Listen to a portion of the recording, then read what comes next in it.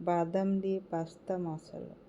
এর জন্য পাস্তাটি নুন দিয়ে সিদ্ধ করে জলটা ঝরিয়ে নেব। সাদা তেলে জিরে, কারি পাতা, বাদাম, পেঁয়াজ কুচি, ক্যাপসিকাম, টমেটো, পরিমাণ মতো নুন, হলুদ, গোলমরিচের গুঁড়ো, কাঁচা লঙ্কা কুচি নেড়েচেড়ে একটু ভেজে নেব।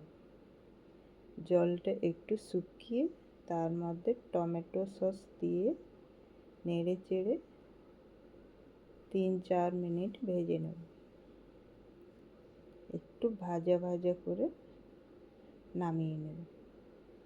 ব্যাস রেডি হয়ে গেল সব থেকে ইজি বিকেলে নাস্তার জন্য বাদাম দিয়ে পাস্তা মশলা।